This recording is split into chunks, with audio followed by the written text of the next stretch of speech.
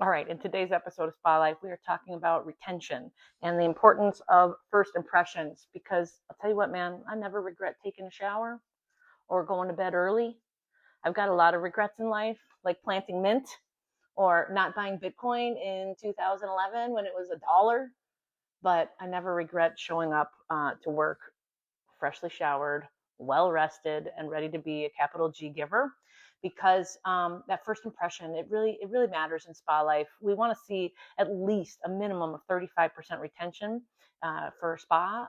In private practice, it should be more like 75%, but we get a lot of like tourists, gift cards, one and dones, people that are coming for more of a pleasure, relaxation, and not necessarily like chronic pain management. However, even in spa life, it's vast majority is deep tissue therapeutic. Like, people got some stuff going on. And there are plenty of people that go to the spa life that need a regular treatment plan, that need regular massage. So we have to do more than just say, hey, thanks so much for coming in. It was my pleasure working on you.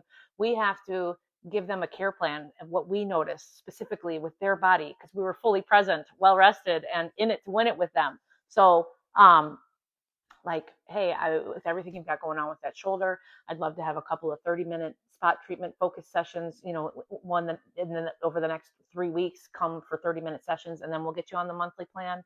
Or hey, with the level of stress that you're carrying and everything you're going through, massage really can help keep your nervous system regulated and help you sleep better, and really just let me be part of your care team during this time. So, I'd love to get you on the books for the next 6 months, Tuesdays at 5 o'clock, or whatever that is for you.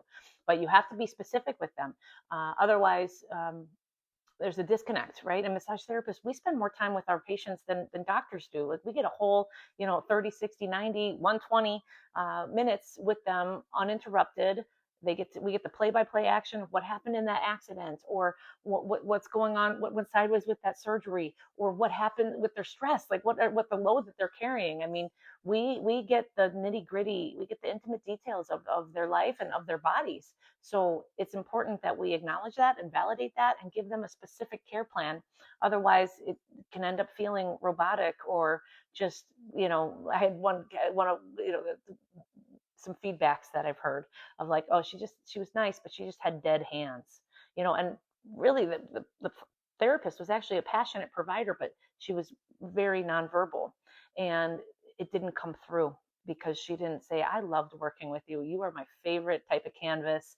We just had a little moment in there. I don't know if that session was good for you, but that session was good for me, right? Like, when you nail a session, when you nail it, like, you're like, oh yeah, you come out of the session like, I just rocked that shit. It is a great feeling. It's very empowering as a therapist to know when nailed it. It's like a dancer when they or a gymnast when they stick the landing, right? There's a vibe. You can feel it. And so being able to acknowledge that verbally and then invite them back in and let's do that again. I'd love to do that again. So use your words. Get those 4 R's of spa life, which is retention, reviews, referrals, and retail. Retail pays rent, baby. But we wouldn't be anywhere without our lovely, lovely regulars who rebook. And part of that is showing up to work freshly showered and in a nice crispy uniform. So let's go get after it, y'all. Holiday weekend, make your money, big tip vibes. Love you all. Bye.